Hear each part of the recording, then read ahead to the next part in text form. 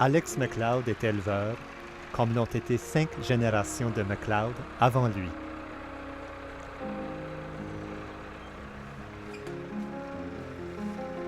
Puis mon père avant moi, puis son père, puis mon fils, c'est la 7e génération sur cette ferme de famille ici. Une longue descendance.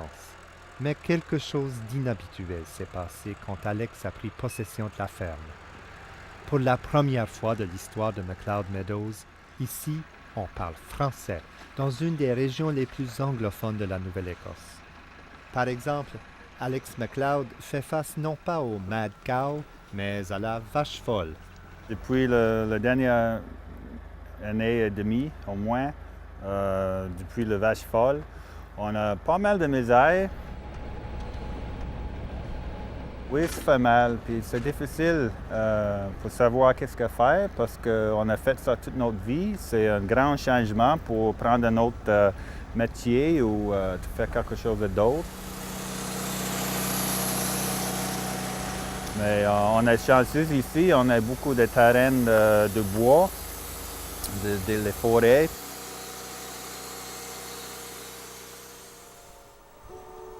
Finalement, ce n'est pas l'économie ni le travail qui explique le bilinguisme d'Alex McLeod, c'est l'amour. Ça a commencé il y a plus que 20 ans au Collège McDonald au Québec. Puis j'ai rencontré mon femme là. Non, Alex et moi, je ne dirais pas les termes d'agriculture qui étaient dans les cours, je ne savais pas grand-chose. Et puis, bien, quand on sortait ensemble, on se parlait pas. C'était bien, on n'avait pas beaucoup de chicanes. C'est juste de mes côtés. La première année, on a fait une loi dans la maison. Il fallait qu'on parle tout de suite en français. Alex et moi, on a décidé d'un commun accord de parler français seulement à la maison. Et ben Alex a pris quelques cours avant que nous nous marions parce qu'à l'église, il devait parler en français.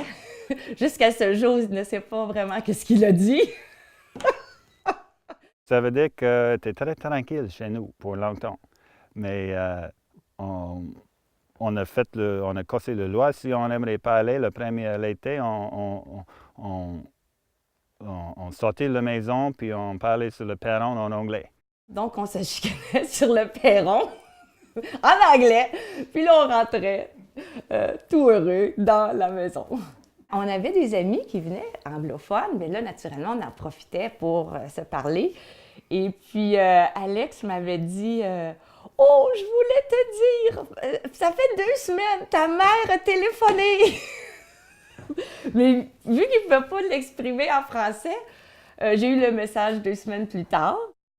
On n'avait pas besoin de parler. Quand on est en amour, on parle avec les yeux et le cœur.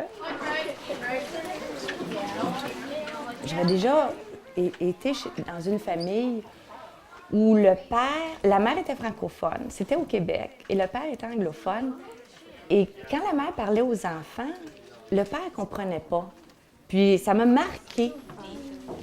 Là, je me suis dit, en mariant un anglophone, je voudrais pas que ça arrive, parce que j'ai trouvé que c'était terrible, ça. Est-ce que ça a besoin d'être sur le papier blanc? Oui. Et avec comme une page couverture. Oh. Ben, qu'est-ce qui est sur le papier?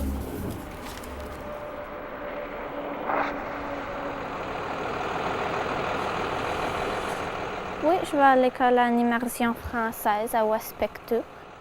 Non, je suis en 7e année. Oh, j'aime beaucoup ça. J'aime mieux ça parce que ben, j'ai beaucoup d'amis là et je peux me tenir avec eux.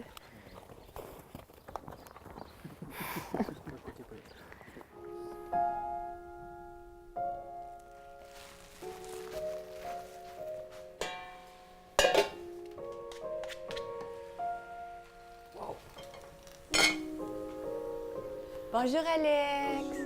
Comment ça va? Ça va bien, toi?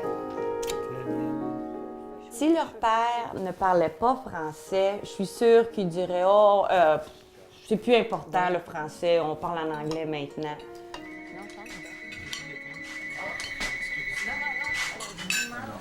Est-ce que je peux aller chez Charlotte demain après l'école? Oui, fin de semaine occupée.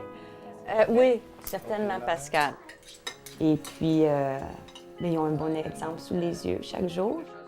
La famille McLeod et le français, une histoire d'amour et de détermination. Paul-Émile d'Entremont, Radio-Canada, Scottsburn, Nouvelle-Écosse.